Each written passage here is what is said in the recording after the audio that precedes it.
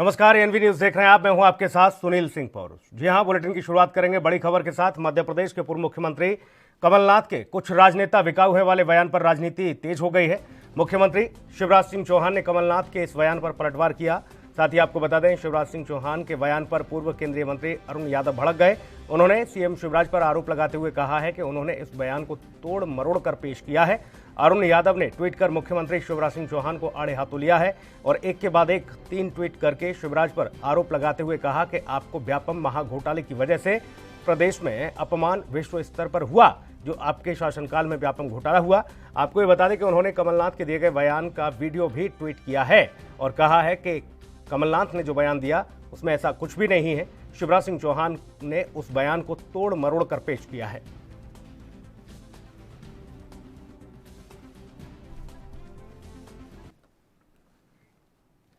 मध्य प्रदेश के इंदौर में अखिल भारतीय बलाई महासभा के महासंघ के अध्यक्ष मनोज परमार की अध्यक्षता में प्रदर्शन किया गया, जिसके चलते हाथों में तख्तियां लेकर नारेबाजी करते हुए संभाग आयुक्त कार्यालय में ये लोग पहुंचे। दरअसल अखिल भारतीय बलाई महासंघ की मांग है कि मध्य प्रदेश में शमशान का निजीकरण खत्म किया जाए और हर एक राज्य और राजस्व गांव में सार्वजनिक शमशान का निर्माण किया जाए, जिसमें दलित समुदाय के शव का अपमान नहीं हो, साथ ही धर्मानुसार शव का दाह संस्कार किया जा सके। और इस कड़ी में उन्होंने शनिवार को संभागायुक्त को राष्ट्रपति के नाम ज्ञापन सौंपने के दौरान प्रदेश के अनेक ऐसे गांवों की सूची भी सौंपी जहां पर दलितों को शमशान के लिए तरसना पड़ता है।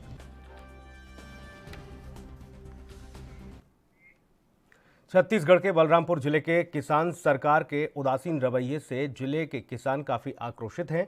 किसानों का आरोप है कि सरकार समय पर बीज, खाद और कृषि उपकरण उपलब्ध नहीं करा पा रही।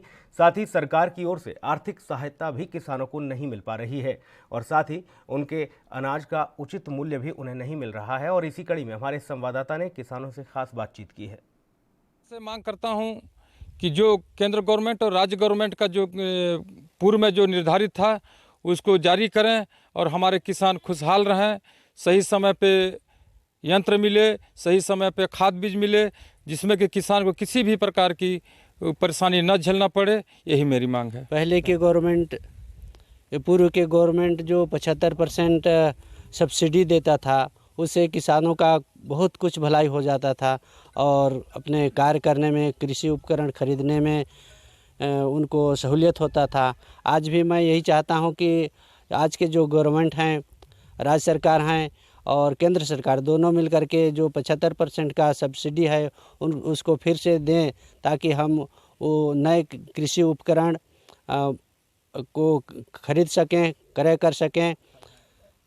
यही मेरा कहना है। सरकार से क्या मांग करते हैं? सरकार से मैं मांग करता हूं कि जो पुराना नियम था 75% का सब्सिडी देने का, वो फिर से लागू किया जाए और हम किसान भाई खेती कर सकें और खुशहाल हो सकें। मध्य प्रदेश के इंदौर में बेटमा में अहमदाबाद नेशनल हाईवे पर अज्ञात लोगों ने टोल पर तोड़फोड़ की है। तो वहीं जानकारी के मुताबिक 25 से 30 लोगों की भीड़ टोल टैक्स पर पहुंची और पत्थरों और लाठियों से यहां पर हमला किया गया। भारी नुकसान यहां पर पहुंचाया गया है। आपको ये बता दें कि टोल प्लाजा पर आए दिन टोल को लेकर विवाद होता रहता है। घटना की जानकारी मिलते ही एसडीओपी संजय चतुर्वेदी सहित बेटमा थाने की पुलिस मौके पर पहुंची और मौका मुआयना किया गया।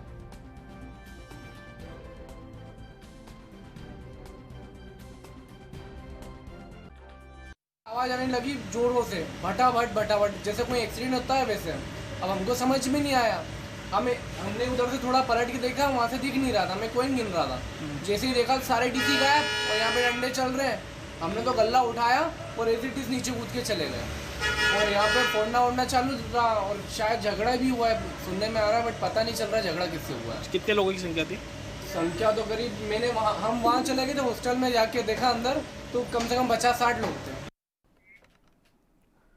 एक तरफ जहां देश कोरोना महामारी से ग्रसित है, तो वहीं छत्तीसगढ़ के कोरिया के किसानों का कहना है कि केंद्र सरकार ने जो किसानों से वायदे किए वो पूरे नहीं किए जा रहे हैं। दरअसल नए कृषि विधेयक को लेकर किसान सरकार से नाराज चल रहे हैं। बिल को लेकर किसानों का कहना है कि यह बिल किसान विरोधी हैं, जिन्हें वापस लिया जाना चाहिए।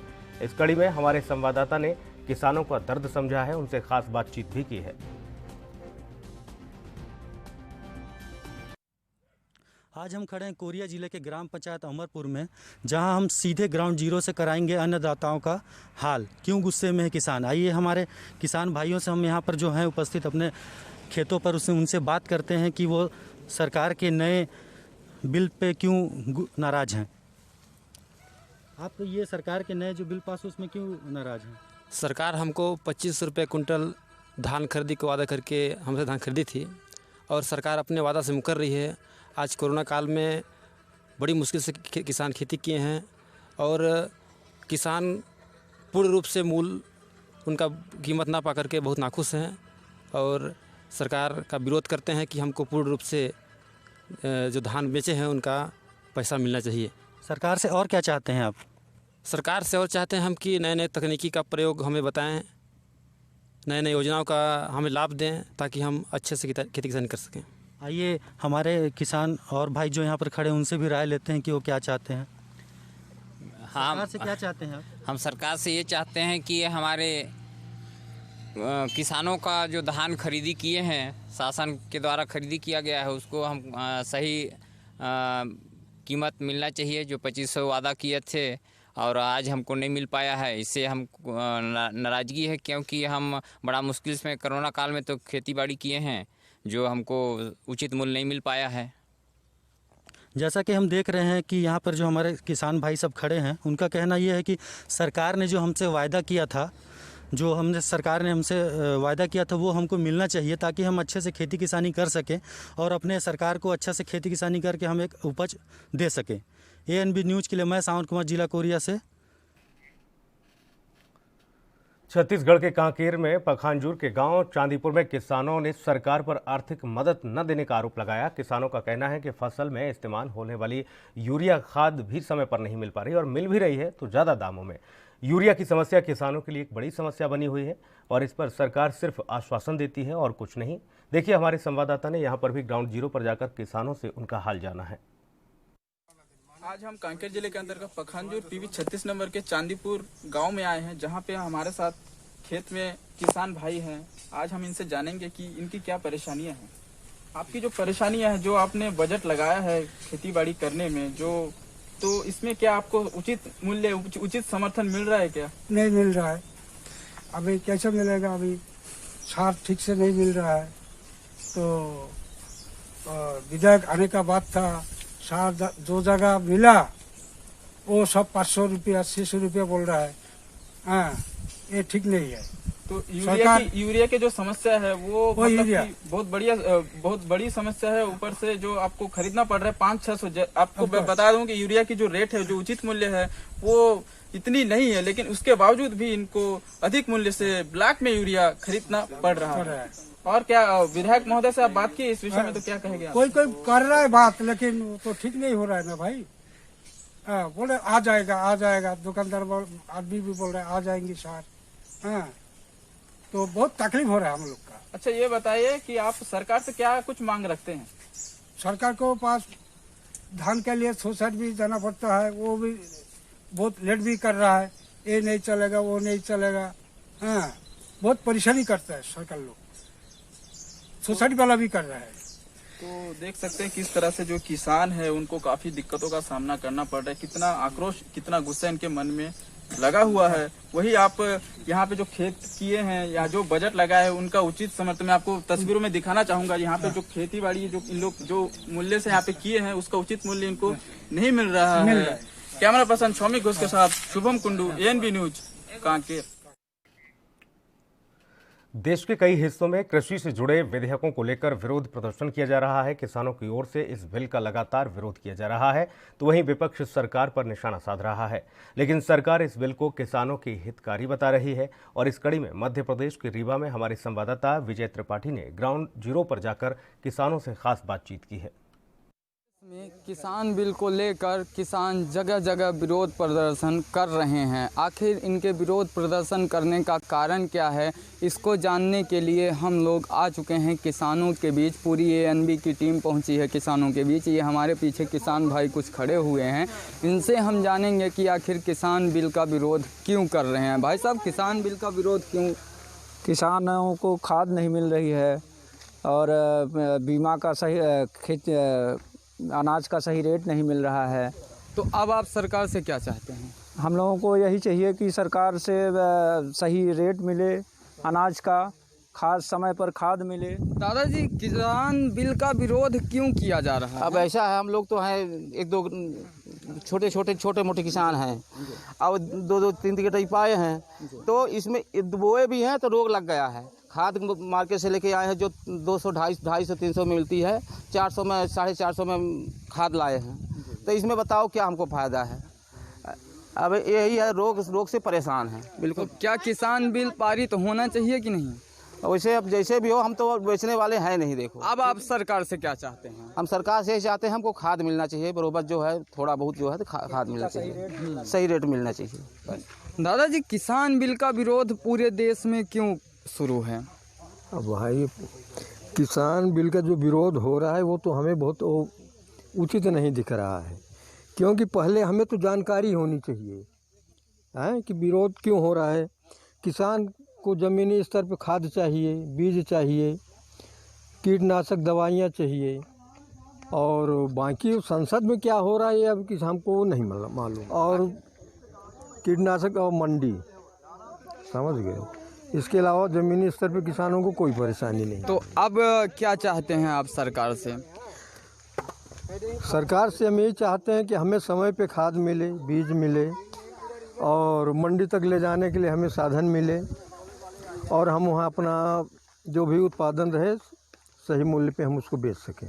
आए दिन का अच्छे से हो, किसान का बीमा बराबर नहीं हो पा रहा है, जो प्राइवेट ले रहे हैं तो उनसे बनिया लोगों से तो उनको लेट में मिल रहा है, और 450 500 में यूरिया मिल रही है, और क्या कहते हैं सोसाइटी में मिल रही है 250 रुपये में, तो वो सीधे 500 रुपये 250 रुपये का नुकसान है किसान का। और वहाँ खाद नहीं आती है, कभी खाद आती है तो ट्रक से सोसाइटी पहुँच ही नहीं पाती है। तो अन्नदाता कर्ज के कारण आत्महत्या जैसे कदम उठाने पे मजबूर हो जाता है। रीवा से एएनबी न्यूज़ के लिए संवाददाता विजय तिवारी। तो मध्य प्रदेश और छत्तीसगढ़ में खेती किसानी एक मुख्य जरिया है लोगों की आजीविका का, लेकिन यहाँ पर भी लोगों को खासी दिक्कतें झेलनी पड़ रही हैं। किसानों को समय पर खाद नहीं मिल रहा है। हालांकि अध्यादेश जो आ रहे हैं किसानों की भलाई के लिए, उस बारे में अभी वो कुछ भी कहने को तैयार नहीं है। वक्त एक ब्रेक का है, जल्द लौटेंगे।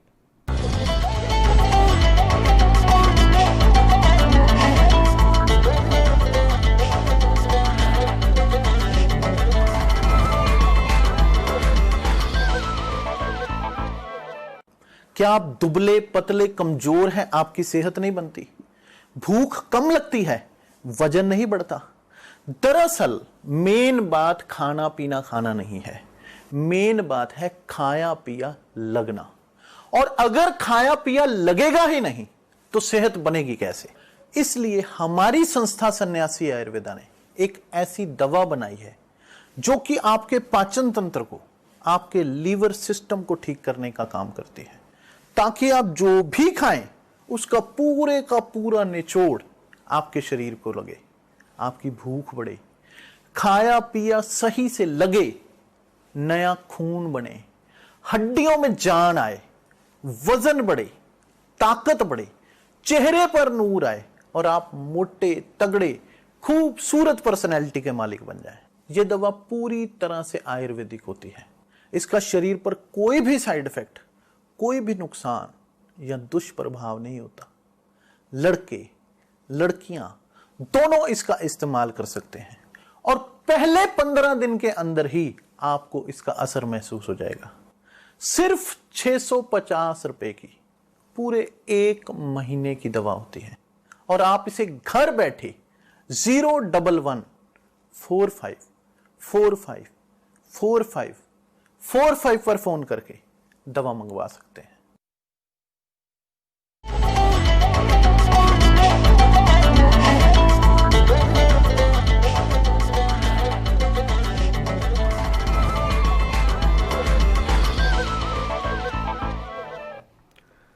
ब्रेक के बाद स्वागत है आपका। कृषि सुधार विधेयक 2020 को लेकर देश भर में किसानों की प्रतिक्रियाएं सामने आ रही हैं और इसी कड़ी में इस विधेयक को लेकर छत्तीसगढ़ के अन्नदाताओं को क्या कुछ कहना है, ग्राउंड जीरो पर एएनबी न्यूज संवाददाता शशांक उपाध्याय ने जब जाकर देखा तो किसानों ने अपना दर्द बयां किया।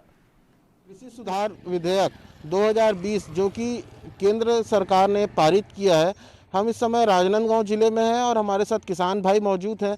हम जानते हैं कि ग्राउंड पर जो है, ग्राउंड जीरो पर इसका क्या असर देखते हैं किसान भाई होने के नाते। आइए हम चर्चा करते हैं किसान से कि क्या है बिल और क्या देखते हैं इसका असर होगा इन पर। जी बताएंगे क्या असर देखते हैं आप, ये जो बिल पारित किया है, पारित करेगी केंद्र सरकार, इसका क्या होगा आप लोगों के ऊपर असर? इतना ज़्यादा जानकारी नहीं है, पर हम लोग जितना समाचार और अखबारों के माध्यम से देख रहे हैं कि एक केंद्रीय मंत्री जिस बिल के विरोध में अपना इस्तीफा दे रही है वो किसान विरोधी है, तभी एक केंद्रीय मंत्री इतना बड़ा कदम उठा सकती है। एक सरपंच भी आज अपना पद छोड़ने के लिए 50 बार सोचता है, पर एक केंद्रीय मंत्री अगर इस विधेयक के विरोध में अगर कदम उठाती है तो ये निश्चित ही किसान विरोधी है। तो आप क्या चाहते हैं कि किसान होने के नाते ये बिल पारित हो या ना हो, और अगर पारित हो तो कुछ अगर इसमें बदलाव करके अगर पारित किया जा सकता है क्या? अभी तो ये बिल पारित नहीं होना चाहिए। उग्र रूप से किसानों को इस विधेयक के खिलाफ आवाज़ उठानी चाहिए। पूरे भारत देश के किसानों को इस विधेयक के खिलाफ जाकर विधेयक पास ना हो, इस टाइप की स्थिति बननी चाहिए। तो ये थे हमारे साथ किसान जो कि साफ तौर पे कह रहे थे कि जो बिल पारित करने के मंशा में है केंद्र सरकार, वो किसान विरोधी है, और साफ तौर पर कहना है कि जो मंत्री हैं वो इस्तीफा दे चुकी हैं, तो वो एक किसान हितैषी बिल कैसे होगा। मैं शशांक उपाध्याय, ANB न्यूज़ के लिए राजनांदगांव से। और इस बीच बड़ी खबर आपको बता दें छत्तीसगढ़ की राजधानी रायपुर से, जहां पर 21 सितंबर रात 9 बजे से 28 सितंबर रात 12 बजे तक लॉकडाउन किया जाएगा। पूर्ण लॉकडाउन होगा। प्रशासन ने पूरी राजधानी को पूर्ण कंटेनमेंट जोन घोषित किया है। जी हां, लॉकडाउन के दौरान दिशा निर्देशों को लेकर उच्च स्तरीय बैठक आयोजित की गई है। इस बैठक में जिले के वरिष्ठ अधिकारी और पुलिस विभाग के सभी वरिष्ठ अधिकारी शामिल हुए हैं। बताया जा रहा है कि देर शाम लॉकडाउन को लेकर आदेश जारी किया जाएगा। वहीं इस दौरान सिर्फ आवश्यक चीजों की अनुमति होगी, लेकिन इन्हें भी केवल निर्धारित समय के लिए ही खोला जाएगा। राजधानी में लगातार कोरोना के मामलों में बढ़ोतरी हो रही है, इजाफा हो रहा है। इस कारण प्रशासन ने तय किया है कि एक बार फिर से पूर्ण लॉकडाउन लागू किया जाए। आपको बता दें कि छत्तीसगढ़ में पिछले 24 घंटे में कोरोना के 3,842 नए मामले सामने आए हैं और 17 लोगों की मौत हो चुकी है।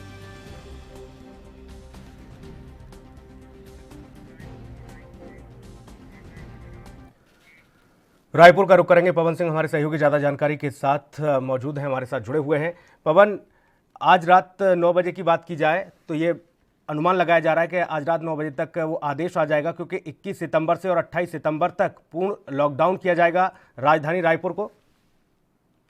जी सुनील जी, बिल्कुल हम आपको बताते हैं छत्तीसगढ़ की राजधानी रायपुर में लंबे समय से लॉकडाउन की मांग हुई, फिर भी कई व्यापारी संगठनों ने भी कल देर रात जिला कलेक्टर से इस बैठक में चर्चा की है। जी।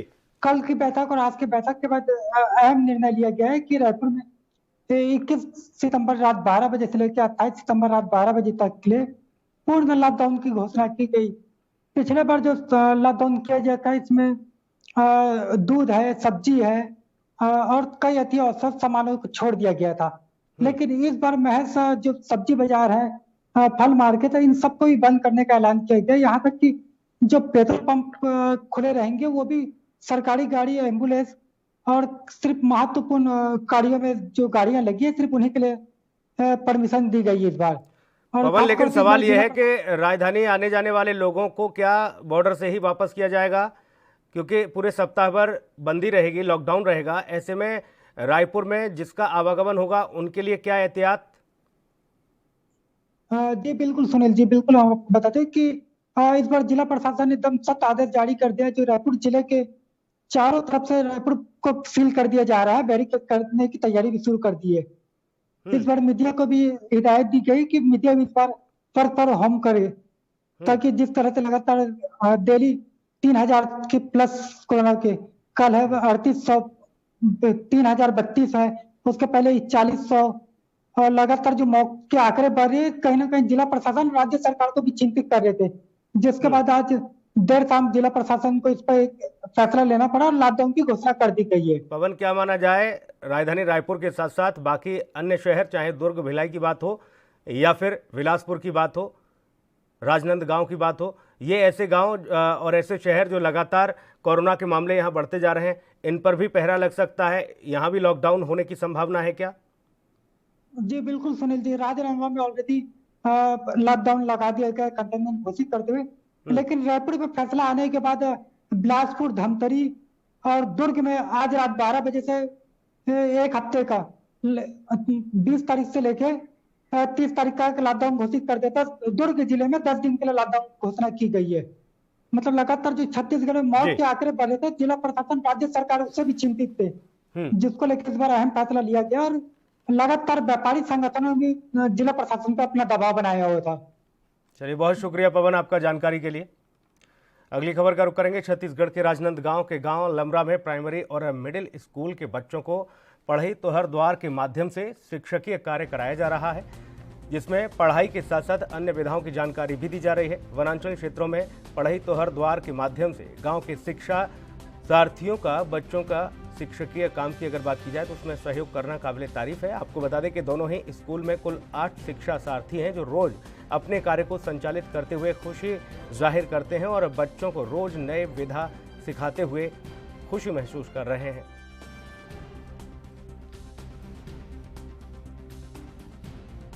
पढ़ाई करना है, पढ़ाई तो हर पारा, उसके तहत हम लोग इनको चुने और ये लोग हमारा साथ दे रहे हैं, बहुत अच्छे से साथ दे रहे हैं और पढ़ा रहे हैं। शाम को 5 बजे से 7 बजे तक 2 घंटा रोज पढ़ाई चलती है, जिसमें गांव के बच्चे, हमारे स्कूल के बच्चे लोग बहुत अच्छे से भागीदारी निभा रहे हैं। जी, अभी कितने बच्चे आ रहे हैं मैम? अभी लगभग आ जाते हैं 35 के आसपास आ जाते हैं। जिसमें कितने क्लास के बच्चे रहते हैं? मध्य प्रदेश के गृह मंत्री डॉक्टर नरोत्तम मिश्रा दतिया पहुंचे, जहां पर उन्होंने मां पीताम्बरा शक्तिपीठ में और शनिदेव मंदिर में जाकर पूजा अर्चना की। वहां आपको बता दें उन्होंने बिडनिया गांव पहुंचकर वन अधिकार उत्सव कार्यक्रम में भी शिरकत की और इस दौरान गृह मंत्री ने 40 आदिवासियों को वन भूमि के पट्टे भी वितरित किए।